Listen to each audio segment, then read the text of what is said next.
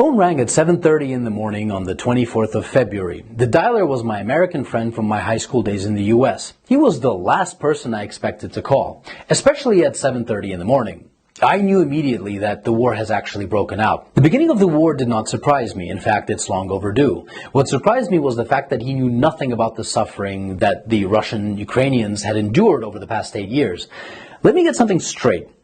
NATO promised that they wouldn't move an inch to the east. That was a lie. And now we are surrounded by an aggressive military alliance.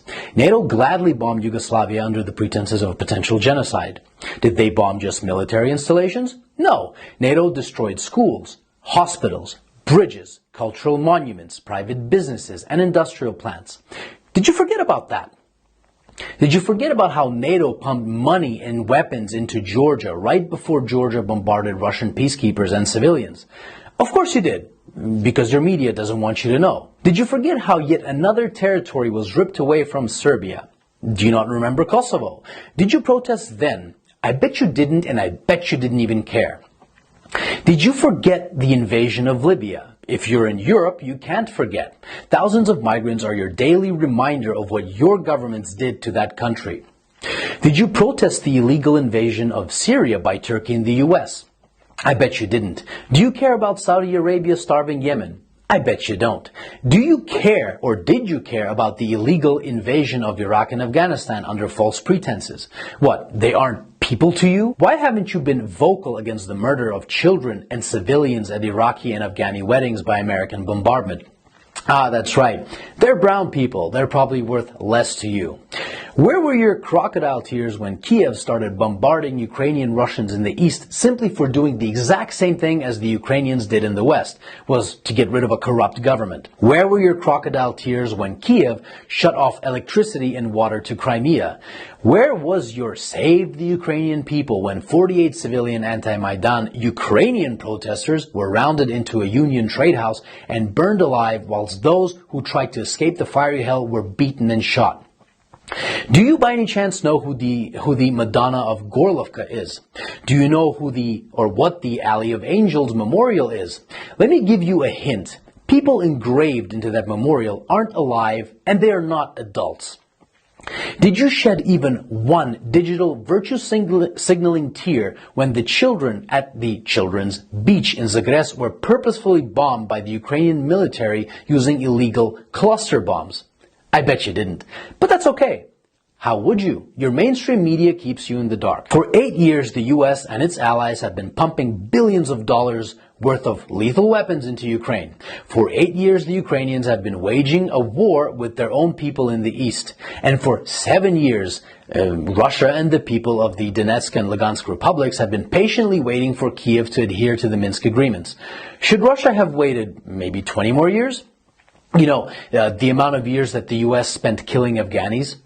So whilst leaders like Boris Johnson, Joe Biden, Emmanuel Macron, Olaf Scholz, and Ursula von der Leyen have been virtue signaling about the poor Ukrainians, they have been robbing the Ukrainians of their dignity, making their economy run on loans from the IMF, and basically robbing them of their future. And Russia is to blame when we were their primary trading partner? The West pushed Russia into a corner.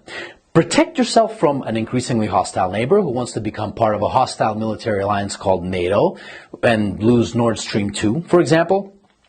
Or watch Russian Ukrainians get slaughtered by the thousands. The West wanted to fight this war with Russia until the very last Ukrainian. Remember Kosovo? Well, the Lugansk and Donetsk republics have every right to exist. Russia didn't set the precedent. Your leaders did when they recognized Kosovo. And final food for thought. Why was there no bombardment of innocent civilians in Crimea, even though it's closer to Kiev than Donetsk is? I'll give you a hint. The actual Russian military was there, protecting the people. Here's another. The Ukrainian army has been fighting this invisible Russian army for 8 years now in the east, according to your mainstream media. Why then did the Ukrainian army collapse within 24 hours when fighting the actual Russian military? And since it did, what do you think your tax dollars were doing in Ukraine? That's right. Your tax dollars were used by Ukrainians in the West to kill Ukrainians in the East. And you didn't give a flying fuck about it. So if you haven't been following this conflict from day one and now you put the blue and yellow flag on your photo, wipe away your crocodile tears, please, and find out why your governments have been supporting those who have made a Nazi criminal, Stepan Bandera, their national war hero. Don't expect a good result from pushing a bear and a dragon into a corner. And definitely don't be surprised when that bear and that dragon begin pushing back. So if you haven't been crying for the collectively millions of dead Iraqis, Afghanis, Syrians, Libyans, Yugoslavians, and East Ukrainians these past 20 years, but you're crying crocodile tears for Ukrainian military installations, wipe them away and think about what your governments have been doing and what they're still doing. And I hope that this 8-year story of a war started by a criminal Ukrainian government against its own people can finally come to an end, and Ukrainians and Russians can finally live in peace.